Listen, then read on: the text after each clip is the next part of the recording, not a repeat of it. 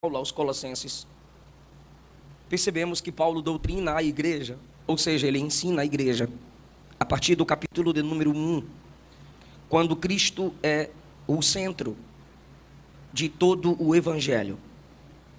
Cristo é o centro de toda a criação, no capítulo 1. Ele é o centro ou a fonte da liberdade da igreja, no capítulo 2.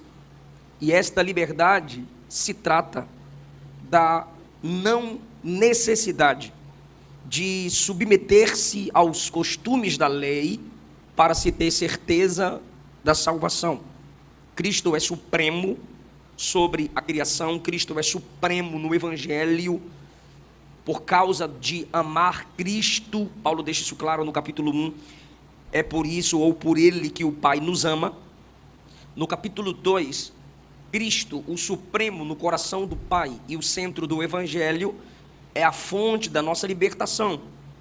Nossa liberdade está nele, ou seja, quem estiver em Cristo está livre de submeter-se aos ditames, às regras do Antigo Testamento para se ter certeza da sua salvação, porque tudo aquilo apontava para Cristo. Em Cristo se tornou realidade.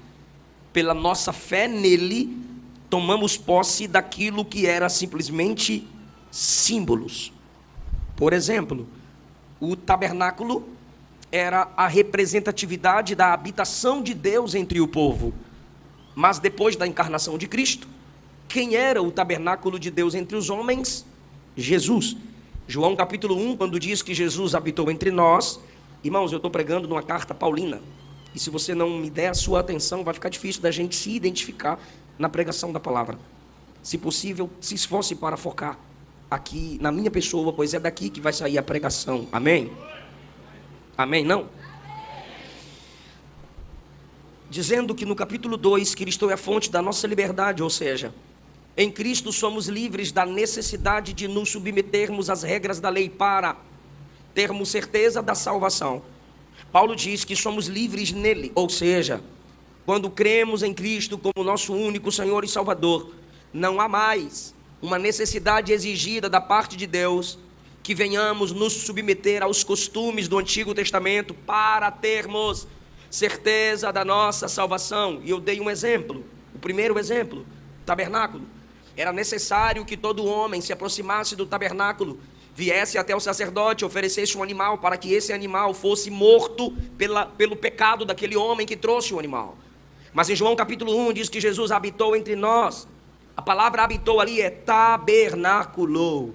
Não precisamos mais de um tabernáculo como no Antigo Testamento para nos sentirmos cultuando diante de Deus. Jesus disse em João capítulo 4 que a adoração verdadeira é em espírito e em verdade.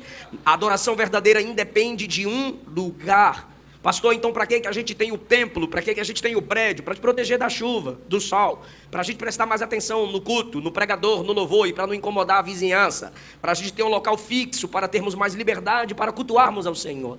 Mas na sua casa, na sua cama, diante da sua mesa, na sua garagem, no seu quarto, no seu carro, depois da vinda de Cristo, em espírito, você pode adorar em qualquer lugar. Não